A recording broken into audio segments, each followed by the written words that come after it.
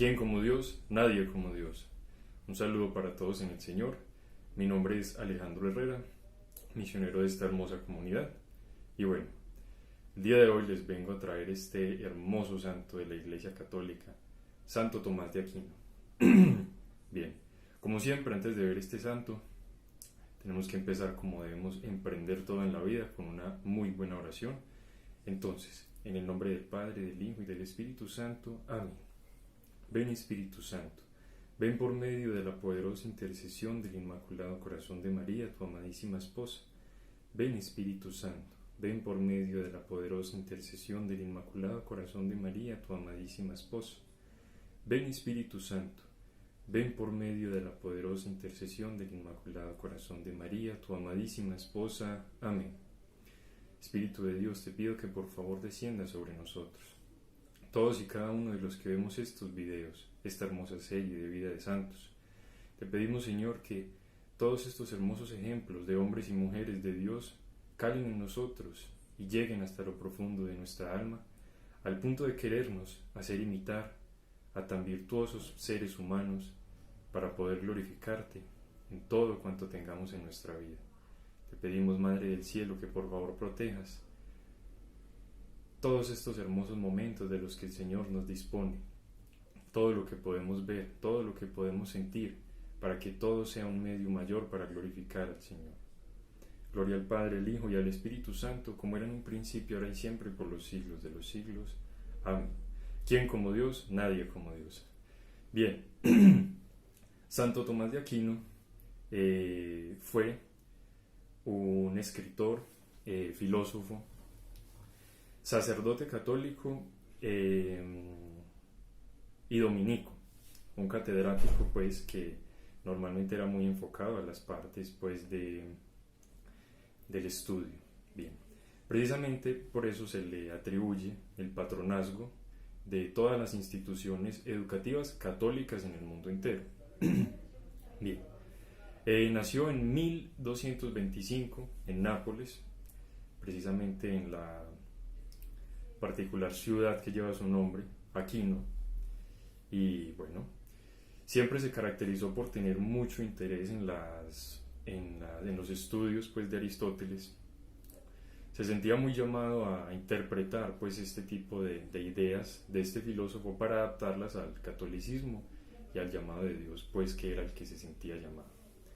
Bien, veremos este santo en 4 puntos principales. Primero la juventud, la formación, unas cuantas curiosidades del santo, que tenía una forma de ser muy, muy particular, muy única, y una pequeña exhortación para nosotros y nuestro día a día, ¿cierto? Bien. Bueno, la juventud. La juventud de Santo Tomás fue realmente muy como zarandeada, como que nunca pudo estar en paz consigo mismo como joven, porque sus familiares nunca quisieron aceptar la idea de que él fuera dominico. ¿Por qué? Porque era una orden, es una orden los dominicos de mendicantes, de la pobreza, junto con la predicación. Y Santo Tomás le salió con esto a sus papás y ellos pues se descrestaron. ¿Por qué? Porque ellos eran una familia de la nobleza.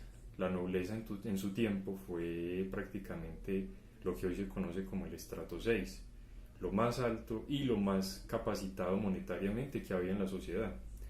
Entonces Santo Tomás se sintió muy, muy, muy llamado a una orden completamente contraria a lo que tenía y gozaba en su familia.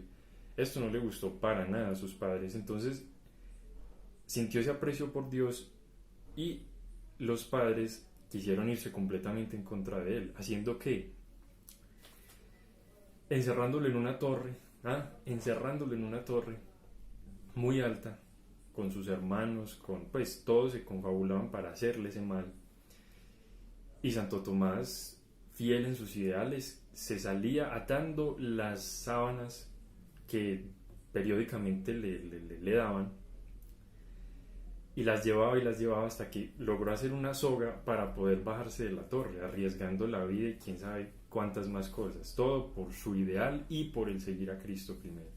Bien, al mostrar determinación como persona, como de joven valiente, porque era muy joven, tenía así mucho 15 años.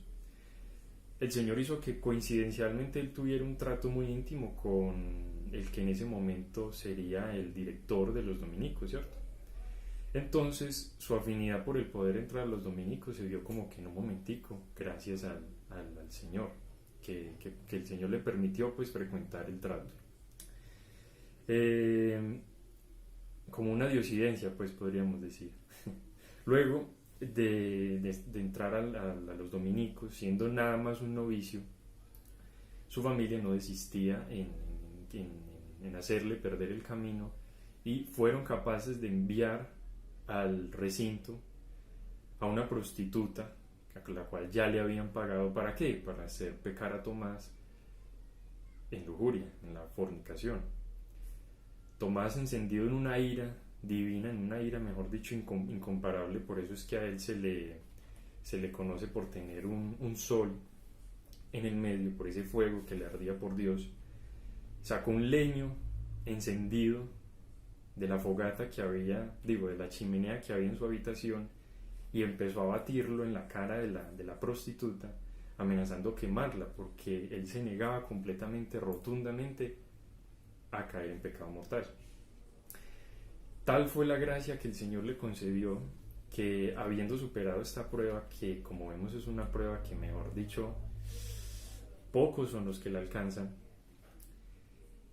luego Tomás, en una especie de sueño y a la vez realidad, lo que se conoce como el estado místico, vio como dos ángeles sostenían el momento tan crítico que fue superar esa tentación, y otro le colocaba alrededor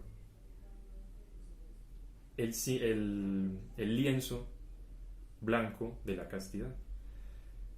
Por esa prueba tan fuerte, Tomás nunca más sufrió tentaciones en la carne, la lujuria, ese apetito sexual, nunca más sufrió de esto por esa prueba de valentía por Dios. Bien, ¿quién como Dios? Nadie como Dios. Bueno, tanto es así que Tomás pues se desempeñó por ese criterio pues como hombre de Dios que se quería mantener firme, que pudo entrar pues a la Universidad de París. Ya aquí pasamos al segundo punto, la formación de Santo Tomás.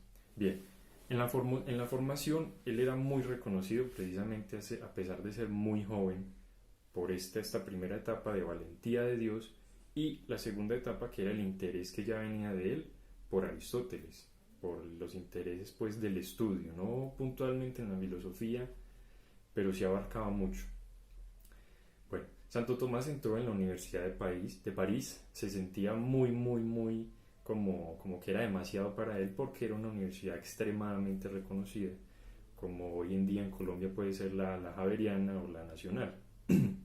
Bien, uno de los maestros más célebres que tuvo fue San Alberto Magno, un doctor de la Iglesia, o sea, santidad por santidad, que le enseñó a Santo Tomás.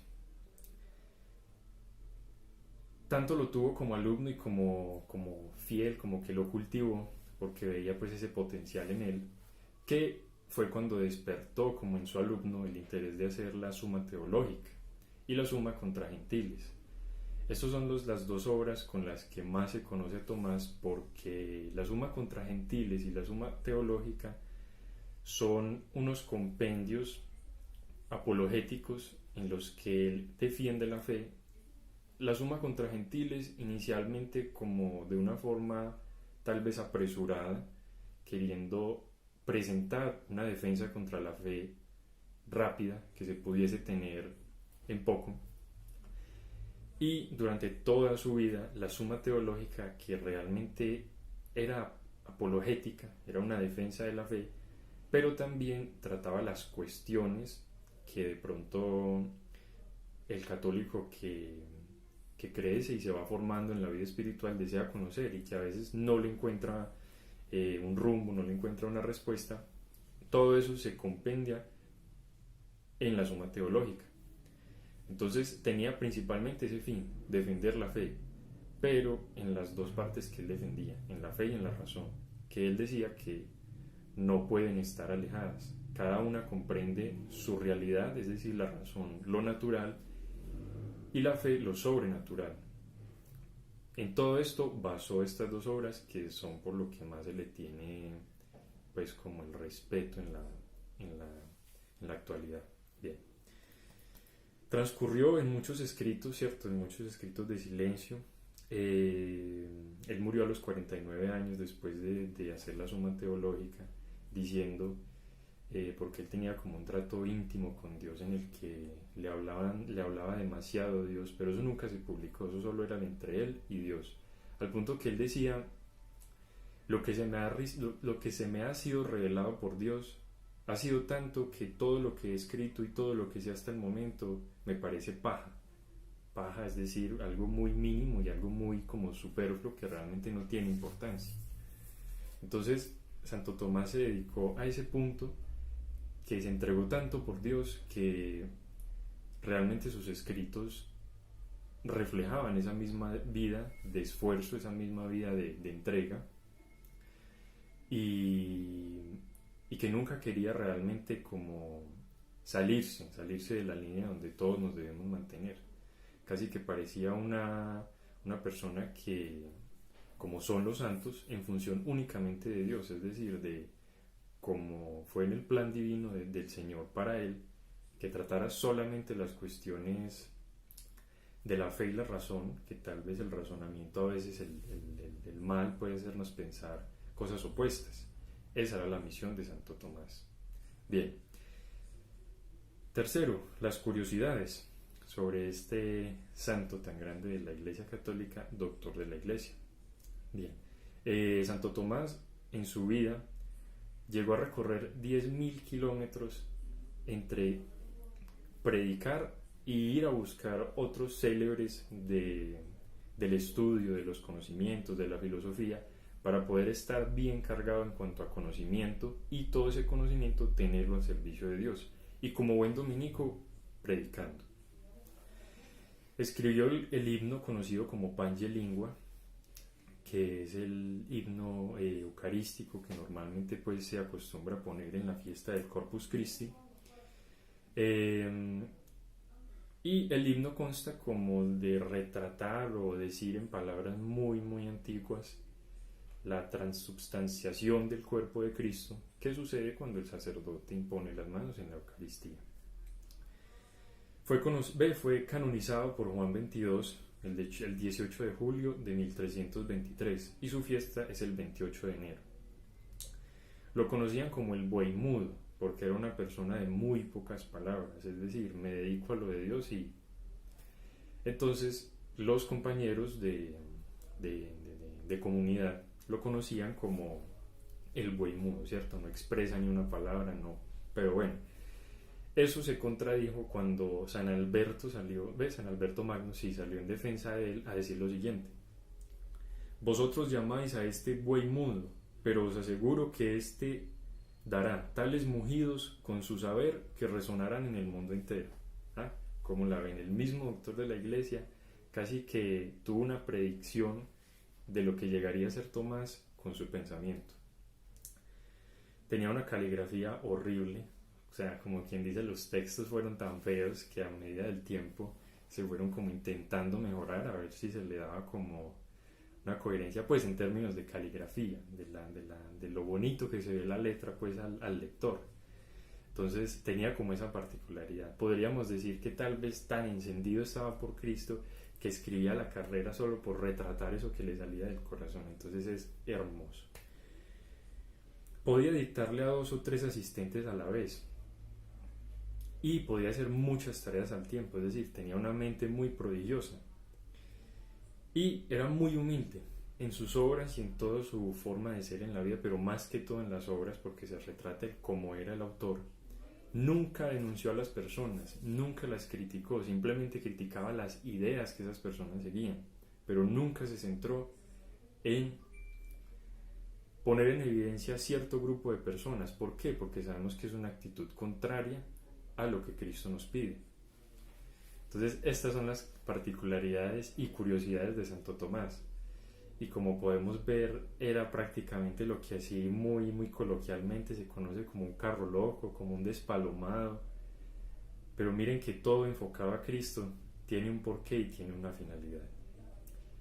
Bien, por último hacer una pequeña exhortación, ¿cierto? Decir por qué si esta persona ha sido tan, tal vez, interpretada como algo loco, como algo raro, por ejemplo, más que todo en el silencio. Santo Tomás en el silencio no expresaba nada, pero realmente quien conocía los verdaderos argumentos, ¿quién era? El Señor, porque él tenía como esa conexión en el corazón, ¿cierto? Como todos debemos hacer en la oración. Santo Tomás defendía a un punto indescriptible la oración, al punto de decir que él sin la oración no podía mover ni un dedo, no podía ni levantarse pues de su celda donde los dominicos. Y el ejemplo, por ejemplo, el ejemplo que se conoce más frecuente pues de esta situación de la oración fue una vez que necesitaba dar una prédica, necesitaba un consejo, necesitaba como una luz, y metía su cabeza en el sagrario y los compañeros le decían: Tomás, ¿qué estás haciendo? Y él le decía: es que solo él me dice, solo él me puede decir lo que debo decir. O sea, dando en un acto de humildad, reconociendo que de él no dispone nada, y eso es algo muy hermoso a lo que todos tenemos que trabajar. Bueno, espero que este santo haya sido de su agrado. Es realmente un doctor de la iglesia y un santo único, poco conocido, pero es realmente de un valor impresionante. Bueno, finalicemos, como no, con una oración como siempre, en el nombre del Padre, del Hijo y del Espíritu Santo. Amén. Señor Jesús, te pedimos que lo compartido en este momento, con amor, con alegría, con sencillez, sobre Santo Tomás de Aquino, sea algo que se quede en nuestros corazones como esa gasolina que nos va a hacer siempre mantener más cerca de ti, con ánimo, con alegría, con fuego. Que Santo Tomás interceda por todos nosotros y nos ayude y nos dé la gracia de que en la sencillez y en el silencio aún así se puede trabajar por la santidad. A ti, Virgen María, consagramos todos los frutos de este hermoso santo. Te lo pedimos por Jesucristo nuestro Señor. Amén. Gloria al Padre, al Hijo y al Espíritu Santo, como era en un principio, ahora y siempre, por los siglos de los siglos. Amén. Bien, no finalizar sin antes invitarlos a frecuentar los programas que se están haciendo de Vida de Santos los lunes, los miércoles y los viernes a las 4 de la tarde. Y el nuevo programa de Enamorándonos de la Eucaristía, solo los jueves a las 6 de la tarde. Esos son los dos programas que se están haciendo hasta el momento, frecuentarlos y llenarnos de amor, que sabemos que Cristo es la única razón que mantiene nuestra vida. Bueno, muchas gracias por su atención, ha sido un placer y que la gracia del Señor esté con ustedes.